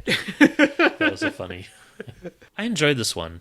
I guess being a fan of The Ultimate Adventure, and there's even like a musical number thrown in. Well, I thought there would be more, though. I did wonder whether there was going to be a bit more singing and stuff. Yeah. What did you think of this one? Yeah, it was fun. Yeah. I think I was a little bit nervous, having kind of like not really enjoyed any of the side steps up to this point. But yeah, and it's interesting this explicitly ties into like the Vervoids. So therefore tying the Ultimate Adventure into kind of like the main continuity. Okay, fine. All right. Not quite sure how it fits in. But no, it was fun. Yeah, I mean, it's not memorable, but particularly. But I almost hoped that, Steve Lyons would have used the David Banks Doctor here instead of the Sixth Doctor. I think that would have probably fit closer in keeping with some of the side steps and alternate Doctors we saw. But then the implication is that the Ultimate Adventure was possibly the TV Doctor. I quite like that. So yes. Were you living in England at the time when the Ultimate Adventure was going on? I was, but it didn't come down to Devon, alas. So I never saw it. I so wanted to see it, and I tried to figure out any ways and. Yeah, and it would have been like a 2.5 hour drive to the nearest place showing it. Yeah, so alas, I've only experienced it on audio. But yeah, and also I was just thinking, imagine how disappointed you must have been if you were there for the David Banks night. Yeah. But yeah, it must have been a great thing to see. And I've heard the Big Finish version, and I can see how it would have been entertaining, but I think it's one of these things you probably did have to be there, and just the excitement of actually seeing the Doctor in person, and particularly if it was played by a Doctor that you knew from TV. Yeah. So next up is Storm in a Ticker by Mike Tucker and Robert Perry, who have written a few Seventh Doctor and Ace novels, and this story features the Seventh Doctor, Ace, and also K9, because excitingly, this story takes place between those classics Dimensions in Time and Search Out Science. And I experienced the first few minutes of Search Out Science for the first time as kind of part of reading this. And it made me realise that Dimensions in Time was not the worst bit of Doctor Who to happen in the 90s. I was surprised that Search Out Science was left off of the recent season 26 Blu-ray. It was included in the DVD version, but it was one of the few items. Also, I think the Anthony Ainley links from the 97 CD-ROM Destiny of the Doctors was excluded too, so yeah. I'm wondering if maybe they'll release like a Wilderness Years volume that collects some of this stuff, hopefully. Yeah. Although I doubt Dimensions in Time will ever. No, you don't want it. It doesn't seem like that's going to come out. Well, I think there was also contractual stuff, wasn't there? I think that a lot of the cast agreed and the explicit understanding it was never going to be released. But anyway, right, okay, let's not talk about Dimensions in Time. Let's speak about Storm in a Ticker. So this begins the aftermath of Dimensions in Time. And basically, I think we do have to say that the story is based on the theory that Dimensions in Time, the main characters in it are the Seventh Doctor, Ace, and K9. And for some reason, K9 is travelling with them, or a version of K9 is, because there are multiple theories as to kind of what's happening in Dimensions in Time. So it's on that theory. So having dealt with the Rani in Albert Square, the TARDIS crew are then drawn into Walford by a spatial anomaly. And whilst the Doctor investigates, Ace goes to a nearby Indian takeaway for curry. But there's mirrored walls there, which are quite common, particularly in curry houses in the 80s. And they prove to be a transmat system, which send her and K9 to an alien world. And there they encounter an unfortunate burglar that tried to rob the restaurant. And the burglar's captured and sacrificed to a statue of Kali, the Indian god, by the cultists who lived there. When I first read that, that there was this cat burglar, my mind immediately went to, it would have been so cool if they had used Rain from what would have been season 27 around this time, but it ended up being a guy instead. Yeah. But that's where my mind first went, was like, they're going to, Mike Tucker and Robert Perry are going to somehow incorporate or kill off Rain in this story, but that wasn't the case. Or possibly have someone from Survival as a nice link. So the statue of Kali comes to life and slaughters its worshippers and follows the trace of the DNA from the blood back to Earth. And there she finds an ancient enemy, this Kali, who's been posing as a takeaway's cook, and engages the enemy in battle, as they have done throughout the centuries. And K9 reactivates the transmat and transports himself and Ace back to Earth. And the Doctor, realising that Kali is drawing her power through the restaurant's mirrors, covers them all in white paint. Kali thus vanishes, as does her enemy, who tells the Doctor that their battle will continue, even though innocent people could have died. And the Doctor, Ace and K9 return to the TARDIS and leave to prepare themselves for a game show they've been invited to participate in. So, which leads you into Search Out Science. So, yes. So it's the joining piece between those two stories that you never knew you needed. And I don't think this would necessarily be written the same way today. No. Where you'd have, like, the personification of culture's deity, or one of their holy figures. Around about this exact same time on the show Xena Warrior Princess, they did an arc in India featuring Kali, and before that show aired, they had, even in 1999 or 2000, they had to put a big disclaimer saying, like, in retrospect, maybe we shouldn't have done this storyline. And I kind of got that same feeling here with this one a little bit. They had a similar thing in 4, the Marvel comic, like in this was in like 94, 95. And I can't remember which particular Hindu deity it was, but 4 hung out with one of them, and then the letters page was furious at sort of like the depiction, and because I think it was just as accurate as 4 was to the Norse god. You just kind of think, you just wouldn't do it. You wouldn't do it now, and the whole thing just seems to be based so that they can have the punning title Storm and a Ticker. Yeah, it's just pointless. Just didn't find it amusing at all. It reminds me of a certain rather terrible 10th Doctor story that also features a cat burglar. Lady D'Souza. Yes, indeed. And it's never really revealed who Kali's opponent was, whether it was like another Hindu deity or if it was the White Guardian or something. Or the Black Guardian or something. Yeah, something like that. But oh well. Who cares? Yeah. Next up we have Nothing at the End of the Lane, part 3 of 3, The Only Living Thing. So this is going back to Barbara and the askew events of an unearthly child. And Barbara's fellow travelers have just rescued her from a creature from a world where time travel has been ruled impossible. A creature which attached itself to her mouth and gave her bizarre and terrible dreams as it tried to kill her.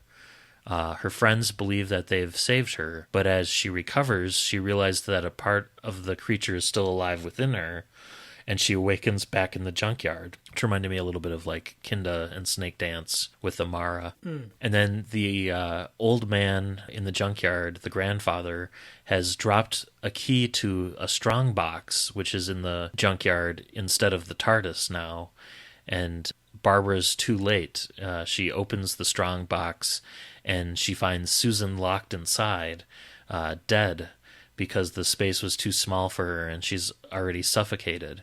And then the old man, the grandfather, attacks Barbara with his cane, trying to kill her. But then Barbara grabs a rusted spear from a junked fence and defends herself, impaling the doctor on this like piece of rebar and killing him.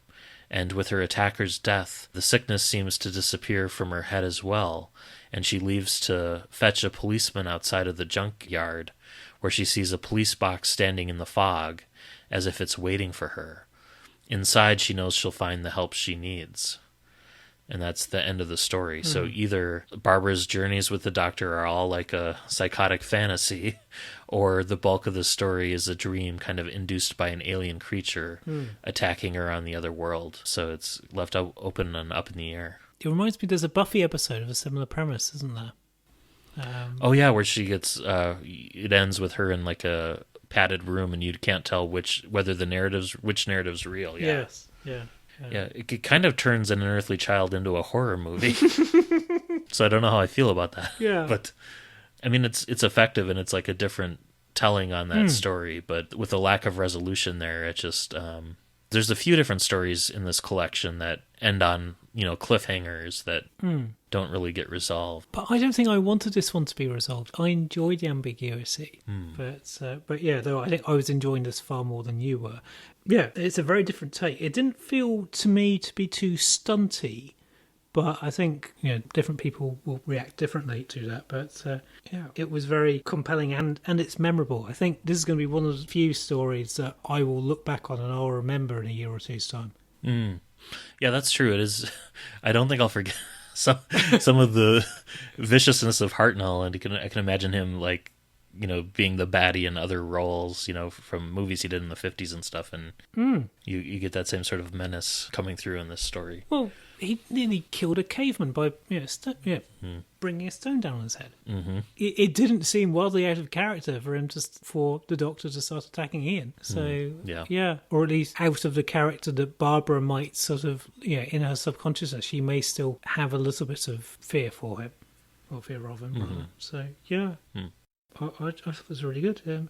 Almost makes me kind of curious to read Man in the Velvet Mask or Force of Shadow. But don't worry, we're not going to have Daniel O'Mahony. Oh no!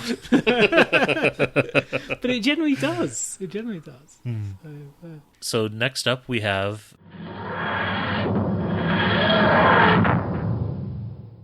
part 2 of A Town Called Eternity by Lance Parkin and Mark Clapham. Yes, so I'll just remind people as to where we've got to of this. So we've got the Fifth Doctor and Perry in a western town, 1880s, and Perry's possible ancestors are kind of around and may or may not be Mormons.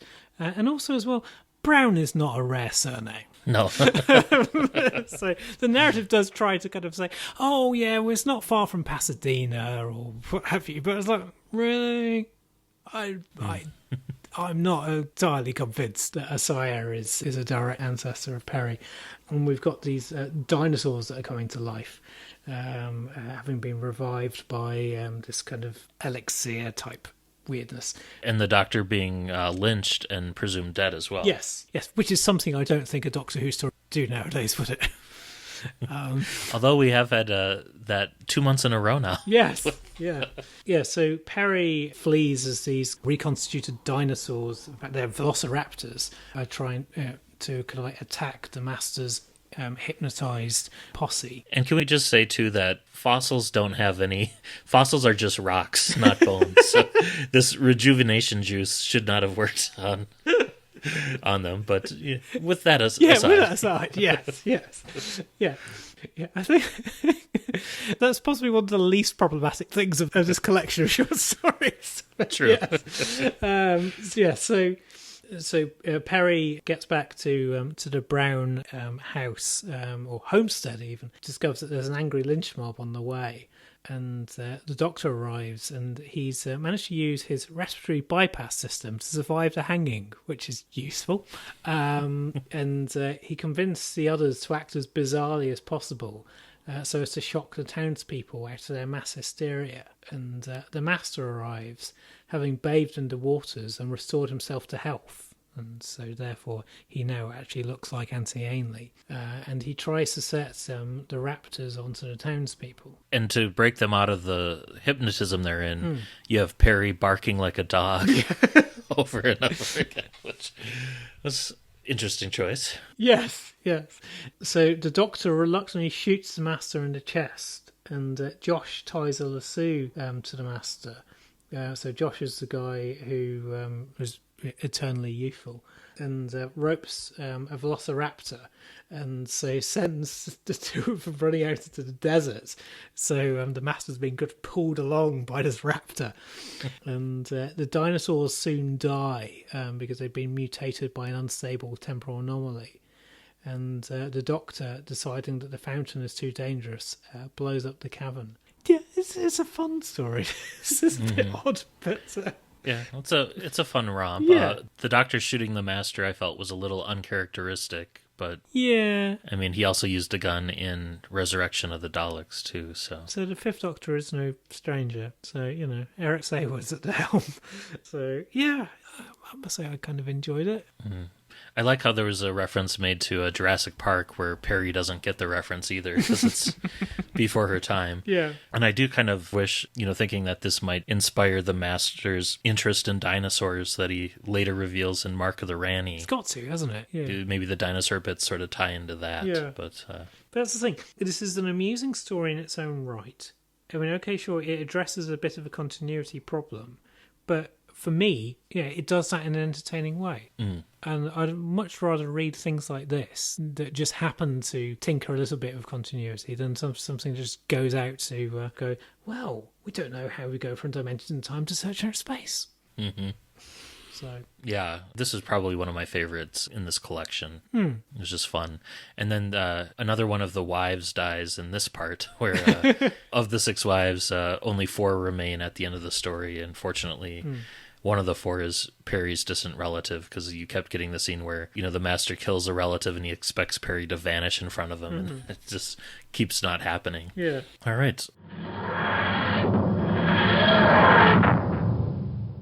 Next up, we have the 4th and final special occasions story.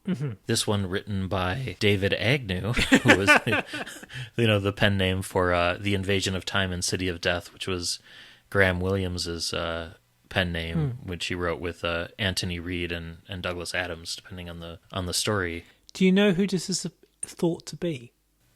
No. Who? This is thought to be Lawrence Miles. Oh, interesting. Yeah. So now that you say that, I kind of see that.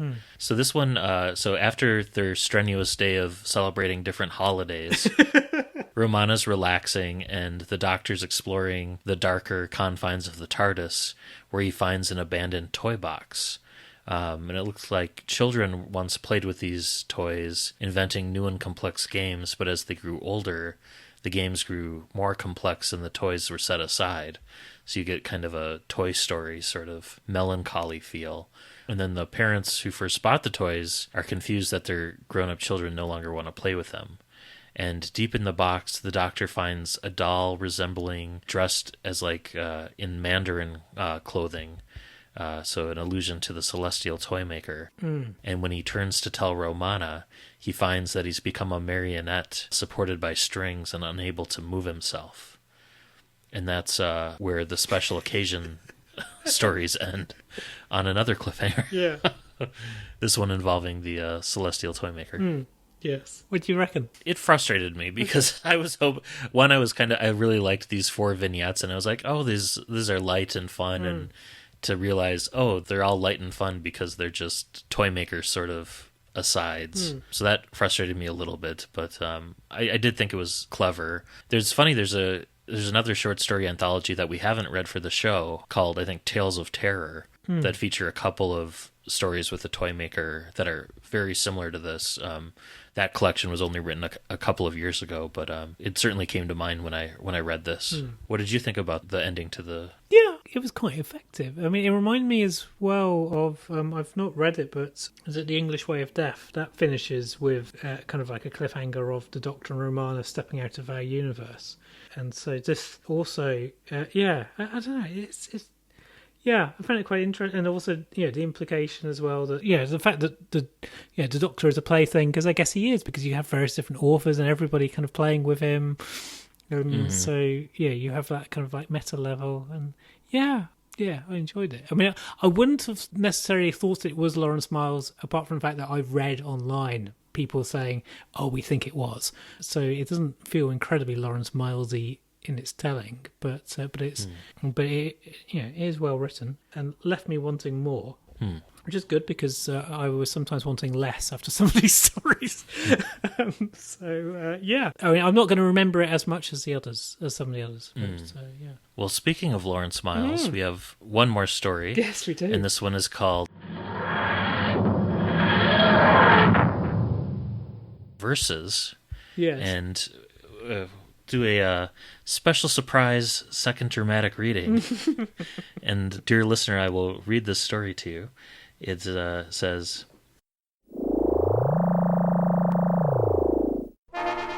And in the year 2000, the Cybermen released the computer virus that destroyed all the vowels.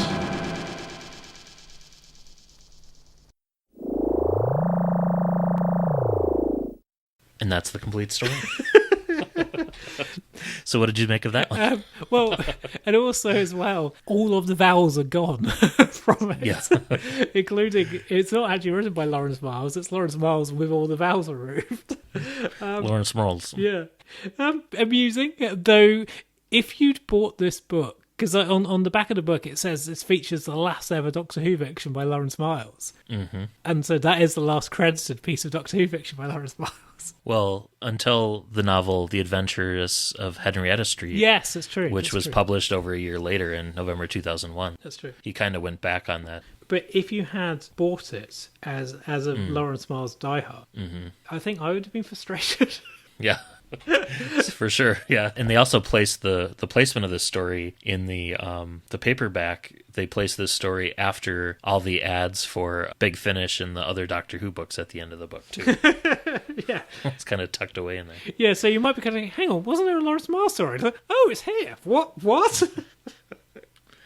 And of course, with having this, been written in December of 99, has to be a nod to the Y2K scare. Yes. I would imagine. Yeah. I definitely remember sort of New Year's Eve just kind of wondering what is going to happen. But I think it was also because my dad had been working on fixing the Millennium Bug for various companies and everything. So it was something that I was quite interested in, having had a few technical discussions of it.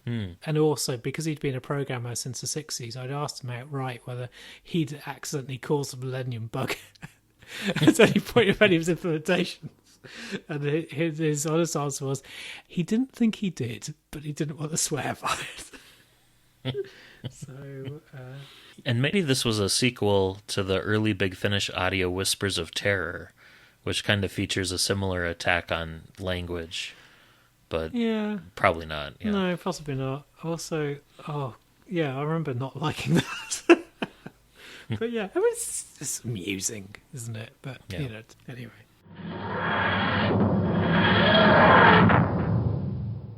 Well, that's Short Trips and Sidesteps. We've completed that trilogy for better or worse.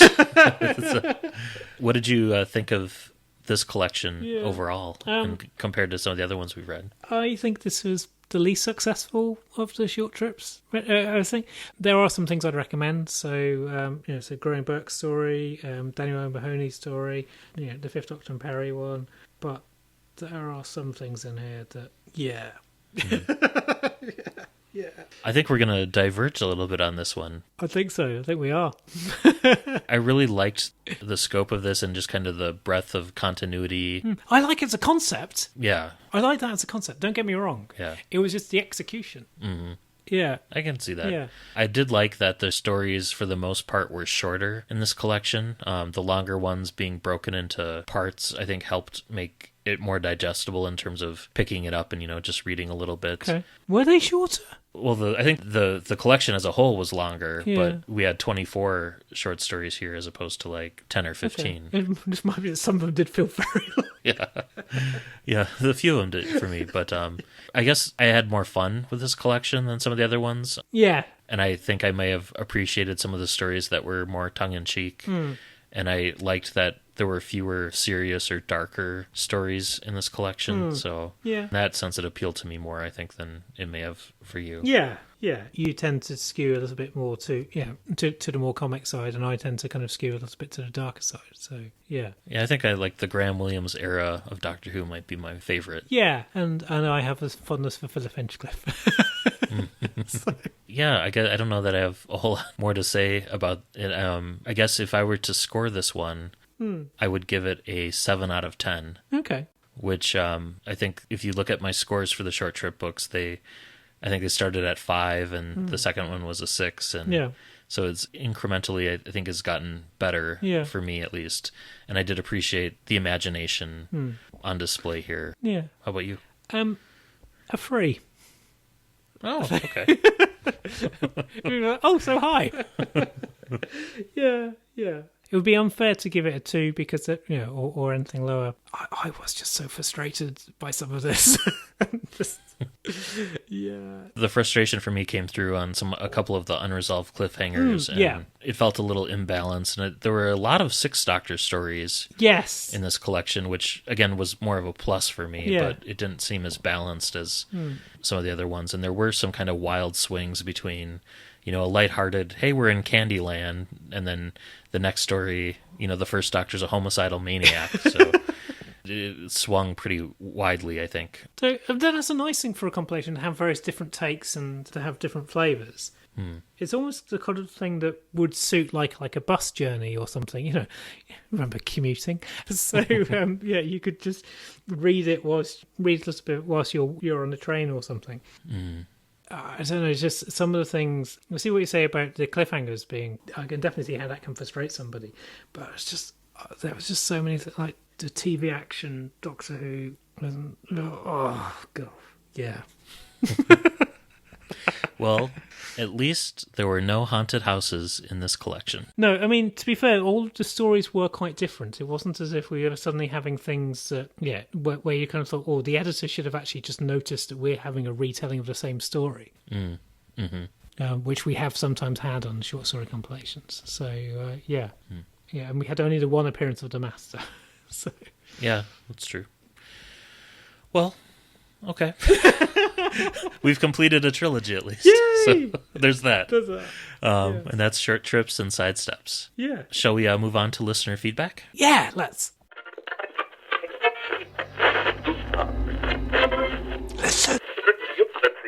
All right. We don't have any new email this month. You can send us an email at andwbcpodcast@gmail.com. Feel free to share your thoughts on this or any of the other past books we've reviewed.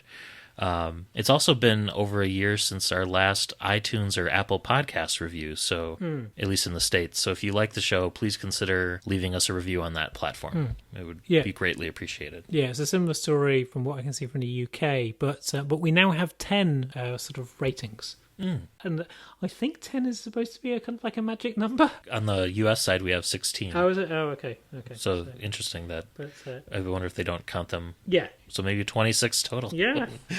So. Perhaps. Do please give us a rating. 9 of them are 5 stars and 1 of them's a 4. So that's all right. That's great.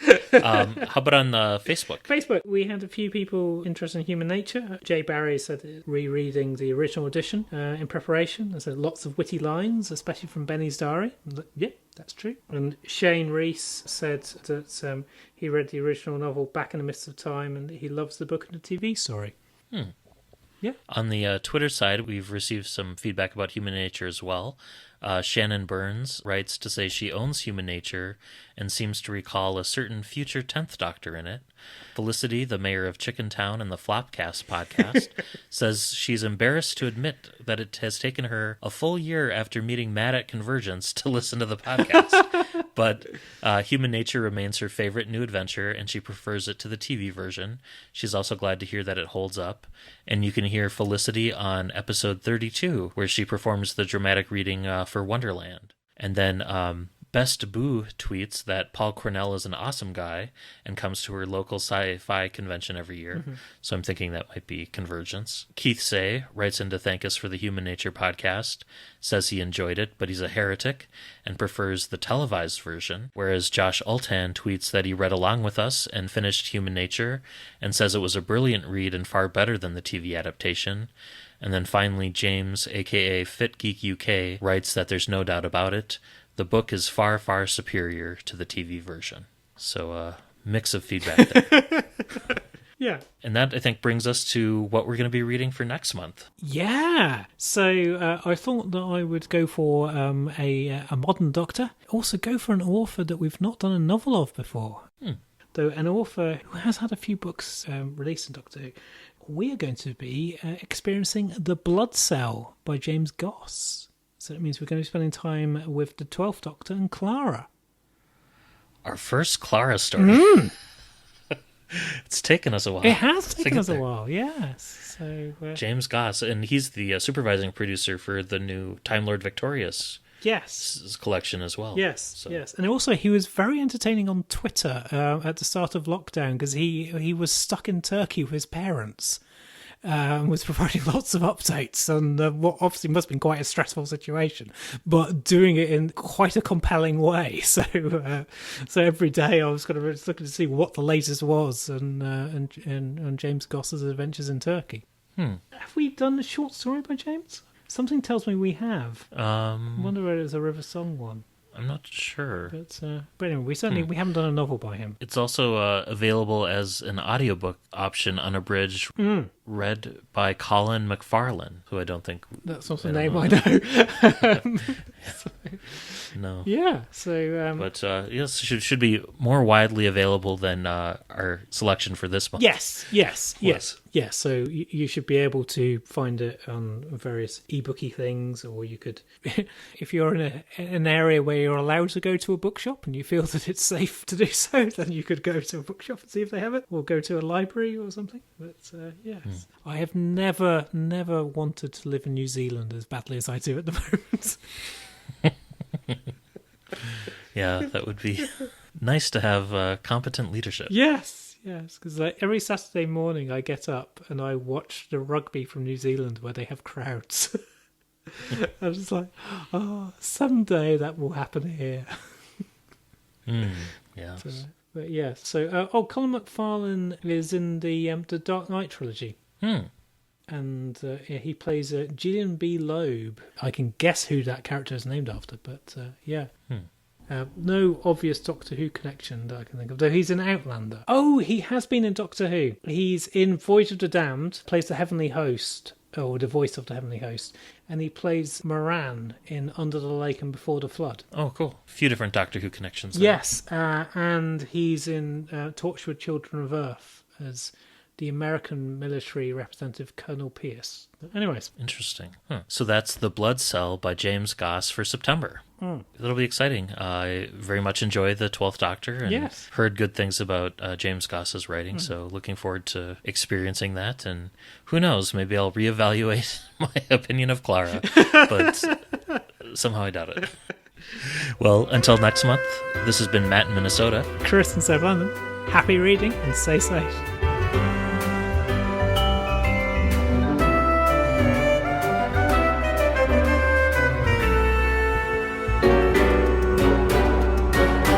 Thank you for listening to the all-new adventures of the Doctor Who Book Club podcast. Special thanks to George C. Music for use of their song Doctor Who Theme Swing Jazz Version. You can follow us on Twitter at ANDWBC Podcast and like us on Facebook.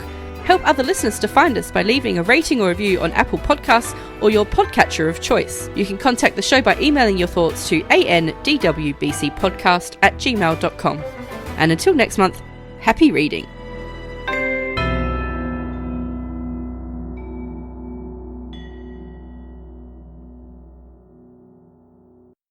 There is apparently at some point between now and 10 o'clock at night going to be an Amazon delivery. So hopefully it Stay won't- tuned. Yes. Hopefully they won't be making a cameo. I've just come back from the gym, and which is a strange experience, a gym in a pandemic, but where every other machine has a sign on saying it's self-isolating. Well, got to start somewhere. So Yes. Yeah. Trying to remember where the dramatic reading leaves off. Yes, I was trying to remember that as well. But I think I'm just someone's going to come to the door very soon. But anyway, sorry. Okay, sure. Do you want to go ahead? Go ahead. Cheers. Oh gosh, lots. Just that one. All right. Okay. Sorry to get you excited. No, that's fine. Cheers. Thank you. Right, I now need to go wash my hands. It's for you anyway. Hello, Matt. I can't hear you, but Hi, Lauren. the joys of COVID podcasting. Right. Okay. Sorry about that. Oh, no problem. Tell Lauren I said hi back. Yes. Yeah, because nowadays, whenever anybody comes to the door, you need to take it off them. Also, just kind of give them a little bit of a look of, do please stand back. And then you have to kind of then run and wash your hands. Or what my brother does is, unless it's something that's perishable, he goes and puts it in his shed and he waits for 3 days. I have like a 48-hour little time limit zone for mail that I get, but just in case. But no, that's funny. we don't. We're just regularly washing our hands. That's probably safe too. I think I'm overreacting a little bit, but you never know. Yeah, but the thing is, we don't know. We don't know. Anyway, what fun times. Necessary precautions. Yes. Anyway, sorry.